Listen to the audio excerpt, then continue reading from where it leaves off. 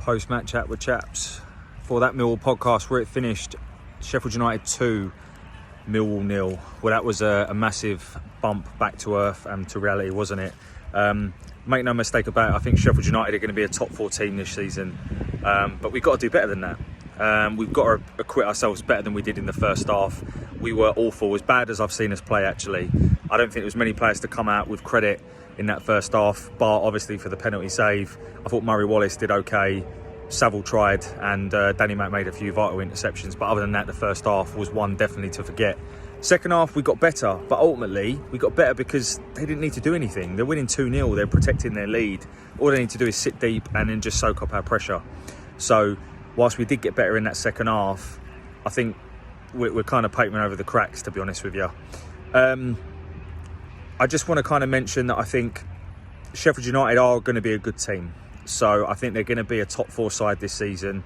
The likes of Ndiaye, Berger, Brewster, and then a couple of other signings, Kadra, etc. They're players that ultimately they shouldn't be playing in the Championship. They're very, very good players, and I think that Sheffield United are going to be there or thereabouts this season. So 2-0, if you just took the black and white 2-0 against Sheffield United away, it's not the end of the world.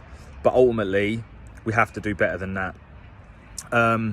All the talk before the game was about Jake Cooper, and I thought he had a really poor game. The penalty that he conceded, what is he doing? Like, what is he doing? The amount of times he would head the ball or clear the ball when he had time, he was really, really poor today. Cresswell, obviously we all got excited about him last week, and I still think he's a very, very good talent. I stand by what I said. But today he just showed you that he is capable of making mistakes, and we've got to be patient with this young lad. It was good to see Danny Mack back in the team. I don't think Leonard's done anything wrong, and I know that won't please many people, but I think Ryan Leonard has done very well. But it was really good to see Danny Mack back in the team, and hopefully we can get that contract situation sorted out very, very soon. I don't know what all the ins and outs are, but I'm really hopeful that we can get him signed up very, very soon. We need a couple of bollies in this week. I think that's evident. I think we need definitely some more creativity, and we need another striker. I think that is absolute bottom line. At the end of the day, Bradshaw and Afobe have previous with injuries. We cannot rely on them to play games. I thought out of all the players that came in to the team today, I thought Saville and Bennett played quite well actually, and were 2 of our brighter players, but ultimately just weren't good enough. So I think we draw a line under it, and we go again next week against Coventry. It's a massive game. We need to win that game. Let's get behind them. It's 2 games into the season. Let's not read too much into it. Let's not read too much into the Stoke game. Let's not read too much into this game. Everyone's beating everyone.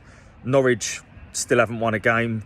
You've got Birmingham, who have won games. Like the league is what it is, but we're not going to know really where we are until we're about 10 games in. Let's get another couple of bodies in the building, and let's go again next week. Come on, you Lions.